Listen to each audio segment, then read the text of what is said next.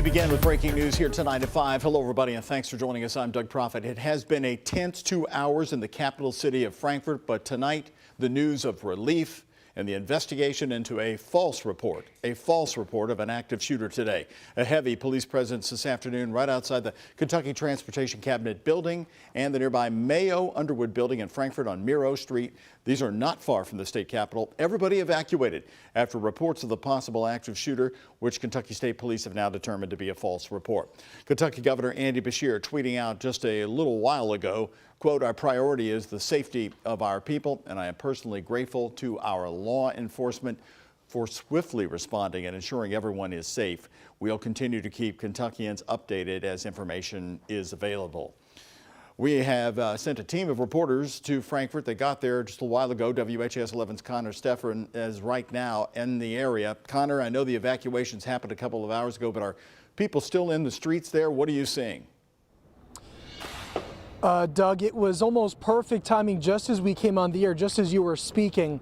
We heard an all clear from one of the safety monitors here at the building. As you can see, the employees that were inside this building are heading back in. Again, this is literally right now as we're speaking. So we want to reiterate what KSP is telling us, which is there is no immediate threat to the public at this time. Obviously, you can see they're heading back into this building after that false report. So we arrived on the scene about 30 minutes ago. We've been trying to speak with witnesses. What we were told was this incident was centralized to the 5th floor of the building. We heard from all different sorts of employees on different floors, and they said it was a swift evacuation with a little bit of panic and chaos, as you could imagine. It's a scary thought to think that this could happen here. Again, those reports were false. We want you to take a look at this building. This is the KYTC in Mayo Underwood building, the building in question this afternoon. Here's the statement we received from KSP. Around 3 o'clock today, KSP received a call about a possible subject with a firearm. There are no shots fired or injuries at this time. Those reports were proven false, like you said, Doug. We're still waiting to hear any word from the Transportation Department, though we have been in contact with them. We're also, as we understand, we know KSP is also still investigating this situation. So, multi-agency response here from, we had the U.S. Marshals here, KSP here, Frankfort Police, to name just a few of them. You can see some of those law enforcement vehicles still here on the stretch of road. But as for now, people are going back inside. We heard of some people who left their phones inside. We're trying to make sure the family knew that they were safe. It's good news this afternoon here in Frankfort, but it definitely was something that had a lot of people scared. You know, as you said, Doug, a tense 2 hours. We'll continue to talk to people, get as much information as we can, and bring you that to you not only at 6, but also tonight at 11. For now, live in Frankfort, Connor Stefan, WHAS 11 on your side. Okay, Connor, thank you very much. Good to see those employees going back in there, and I'm sure heading home for the day after a tense afternoon. Well, the voters have spoken. The election results are now getting close to being final, and we now know it's going to be Kentucky Attorney General Daniel Cameron going head-to-head against popular incumbent Governor Andy Beshear this November for the governor's mansion. Taking a closer look at the primary results, Daniel Cameron in the Republican primary came away with about 48% of the GOP votes that were cast, beating out Agriculture Commissioner Ryan Quarles, who got 22%. Former UN Ambassador Kelly Craft, who spent millions on her campaign, got 17% of the vote. Checking out the Democratic primary, Governor Andy Beshear had an easy path to victory. He secured 91% of the vote. Now the question becomes, what does Daniel Cameron's wide margin of victory last night really mean for the General Assembly? Isaiah Kim Martinez has been talking to political experts about that today. You were at Daniel Cameron's headquarters in Louisville last night, and I guess the big question is does this margin of victory even mean anything going into the next few months? Sure. Well, Doug, the experts I spoke to today, political analysts, acknowledge the fact that this voter turnout was expectedly low statewide, sitting at just about 14.5%. But the way Republicans far and away preferred Cameron over any of the other GOP candidates, political analysts tell me shouldn't be understated. Now, remember, last night's win for Kentucky Attorney General, or the Kentucky Attorney General, was called just after 7 o'clock. Clear victories in multiple counties like Jefferson, Fayette, and Warren. Iris Wilbur-Glick with McCarthy Strategic Solutions tells me the race between Cameron and Beshear in the next 6 months is bound to be heavily contested, with heavy out-of-state influence and national implications. He is ballot tested, as so is Governor Beshear, and so we'll see both candidates run a very strong professional campaign to reach to voters. Neither candidate can afford any errors. Meanwhile, I also talked to U of L political science professor Dewey Clayton. He believes last night's results likely got the attention of Beshear's campaign, giving them an idea that this will likely be no walk in the park. And Doug, coming up at 6 right here, I'll have Clayton's thoughts about how Senator Mitch McConnell, Cameron's longtime mentor, as you know, will likely play a big role in all this. Well, interesting. You were there last night.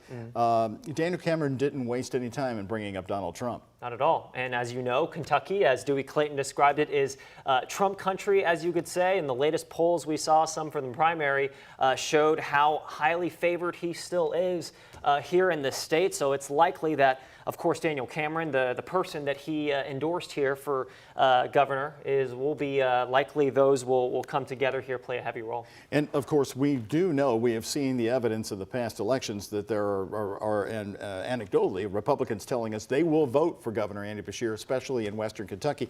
I guess what Iris Wilbur-Glick is pointing out, he's going to need a lot of those votes. And the tornadoes and his recovery or trips taken there post-recovery played a big role in this and will likely help him when it comes to Republicans. We'll get into that a little bit more right here at 6. Okay, see you along coming up at 6. Thank you, Isaiah. Now that we've got our 2 nominees in the race for governor, coming up here in just a few minutes in this newscast at 5:15, I'm going to be also talking to Dr. Kurt Jefferson. He's the Dean of the Spalding Graduate Schools at Spalding University in Louisville. He's going to break down this November election and the widespread impact it'll have, plus what you're going to look out for over the next several months.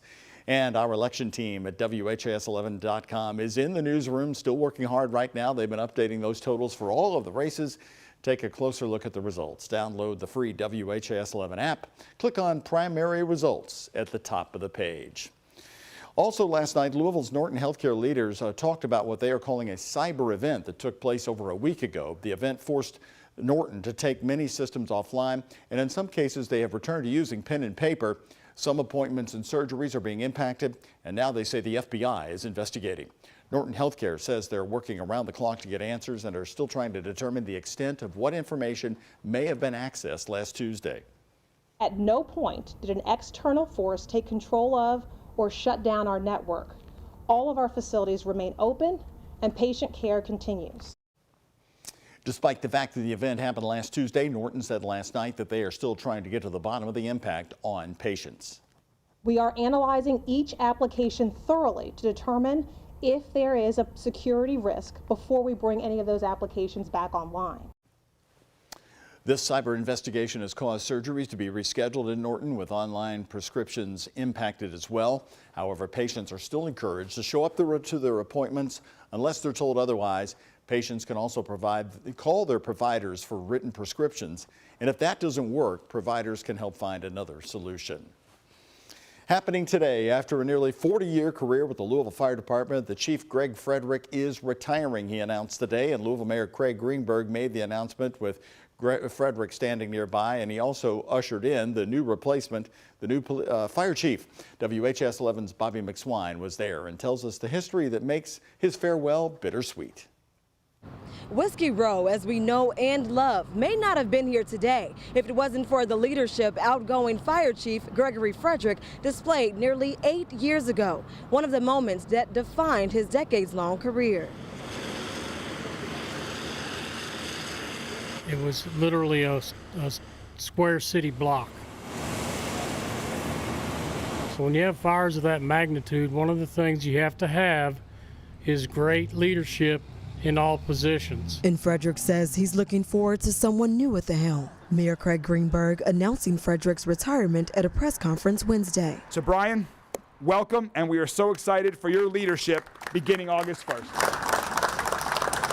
Brian O'Neill has worked within the fire department for the last 20 years, most recently as a battalion chief. He's also served in the Marine Corps and as union president of the Louisville Professional Firefighters. It's humbling And it's honoring to know that I'm going to be joining this long line of illustrious chiefs going back to 1858. While O'Neill credits Frederick for creating and maintaining a strong workforce, he says he knows there's work to do in recruitment, retainment, and mental health services. O'Neill adds that firefighters are paid well, but they could always use more. In Louisville, Bobby McSwine, WHAS 11 on your side. And despite O'Neill's current role as union president, he says he and Greg Frederick have always had a close relationship and have focused on taking care of the city and its firefighters. Some good news this afternoon. The Louisville Metro Police Foundation says Officer Nicholas Wilt is the most awake he has been since the shooting at Old National Bank on April 10th. Last Wednesday, he was transferred to Fraser Rehab in town, and they say he has shown signs of improvement during his first week there at Fraser. From a medical standpoint, they also say Officer Wilt's overall condition is on the right track, but there are a few areas that they still want to closely monitor.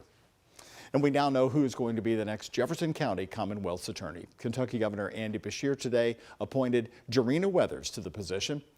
Weathers will be the first African-American woman to serve in this post in Jefferson County. Recently, she served as Secretary of the Kentucky Personnel Cabinet. She also has 20 years of public service as a prosecutor in the Jefferson County Attorney's Office. The appointment follows the untimely death of longtime Jefferson County Commonwealth's Attorney Tom Wyme. Weathers will start her job this Friday. And Kentucky's Education Commissioner will not be the next superintendent of the Baltimore schools. Jason Glass was named a finalist for the position last week, as you know. Last night, the Baltimore district announced that its deputy superintendent would be getting the job in Baltimore. In a statement last week, Glass said that he was looking for a place where his family could put down roots and he could have a long-term and meaningful impact on an educational system. His contract as Education Commissioner in Kentucky will still run through September 2024. An arrest still has not been made after a deadly shooting at the Shively Animal Clinic, but today Shively police are clarifying why they haven't released more information about what happened. In a statement, the department says, quote, "Our ultimate desire is for the facts to be reviewed in an accurate manner. We always strive to balance public transparency while maintaining the integrity of the investigation," end quote. Police said earlier this week the shooting may have been an act of self-defense, but the shooter has not been identified yet. Shively police said that they are continuing to interview witnesses.